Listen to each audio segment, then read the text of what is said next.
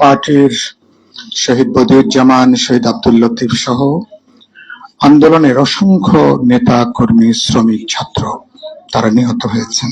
সবার প্রতি আমি গভীর শ্রদ্ধা জানাই। আপনারা 19 তারিখের কথাটা ইতিমধ্যে মঞ্জু এখানে আছেন এবং আরো যারা আপনারা এখানে কথা বললেন, শুধু এটুকুই সংক্ষেপে বলি যে আমরা 19 তারিখে আপনারা কি একটু শান্ত হবেন প্লিজ? আপনারা একটু শান্ত হবেন। 19 তারিখে 19শে জুলাইয়ের যে ঘটনা আমাদের সবিস্তারে মঞ্জু বলেছেন, আমি সেটা যাব না। আমাদের বাবলু ভাই গুলিবিদ্ধ হয়েছিলেন মাথাতে, ওদিন তিনি মারা যেতে পারতেন এবং আমাদেরকে হয়তো আজকের ওই 19শে জুলাই বাবলু ভাইয়ের হয়তো শহীদ দিবস হিসেবে পালন করতে হতে পারত। হাসনাত কাইম গুলিবিদ্ধ হয়েছিলেন, জাসদের নেতা কামাল পাটোয়ারি হাতের মধ্যে গুলিবিদ্ধ হয়েছিলেন। আমরা কম বেশি সবাই ছড়া গুলিতে আমরা আক্রান্ত হয়েছি। লাঠিচার্জ, টিয়ার শেল, সাউন্ড গ্রেনেডের শব্দে তো আমার কান পরবর্তী 3-4 দিন প্রায় ধাপা লেগে গিয়েছিল। পরে ডাক্তার দেখিয়ে পরে আস্তে আস্তে এটা ঠিক হয়েছে। আমরা ওদিন মারা যেতে পারতাম, আমরাও শহীদ হতে পারতাম। তো ঘটনাচক্রে আমরা হয়তো এখনো পর্যন্ত বেঁচে আছি। ওদিনের পরপরই আমাদের অফিসে আমাদের নেতারা আশ্রয় নিয়েছিলেন, রক্তাক্ত। আমরা ফার্স্ট এইড দেবার চেষ্টা করছিলাম। তারপরে আমাদের অফিসের সামনেই সেখানে একজন লাশ পড়েছিল। আমরা অনেক পরে তার এখনো পরিচয়টা ভালো করে জানার সুযোগ হয়নি। এরকম অসংখ্য ঘটনা।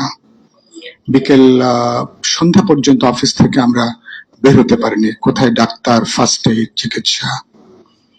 সাকিকে ওদিন ধরে নিয়ে গিয়েছিল ছাত্রলীগ নামধারী সশস্ত্র সন্ত্রাসীরা।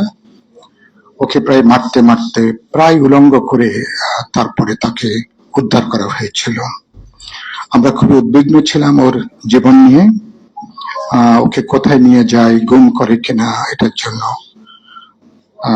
এই ছিল সেদিনকার পরিস্থিতি। পরবর্তী পর্যায়ে তো সেটা খুব বোঝা গিয়েছিল যে ইতিমধ্যে আমরা এক দফার ঘোষণা আমরা দিয়ে দিয়েছিলাম রাজনৈতিক দিক থেকে।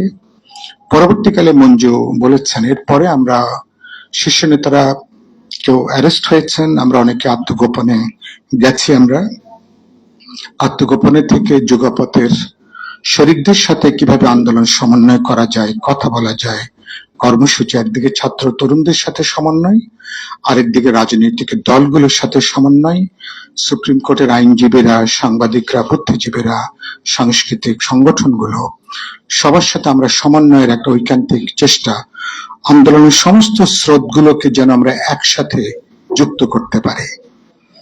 কঠিন সময় গেছে, যে কোনো সময় আমরা অ্যারেস্ট হতে পারতাম, আমরা তো গুম হতে পারতাম বা জেলে হয়তোবা নেওয়া হতো, এরকম সময় গেছে।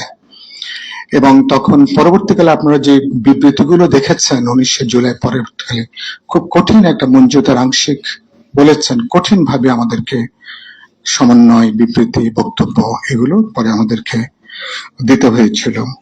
তখনই আমি আমার অসংখ্য বক্তৃতাও করেছিলাম যে হাসিনার ভাগ্য এখন চিকন সুতায় ঝুলছে। যে কোনো সময় তিনি হয় পালিয়ে যাবেন অথবা তাকে গ্রেপ্তার করা হবে, এরকম একটা জায়গা। গুরুত্বপূর্ণ আলোচনা যেটা আপনাদেরকে উদ্দেশ্যে বলতে চাই, ফরাসি বিপ্লব থেকে শুরু করে পৃথিবীর অনেক গুরুত্বপূর্ণ বিপ্লব, অনেক অভ্যুত্থান ব্যর্থ হয়েছে।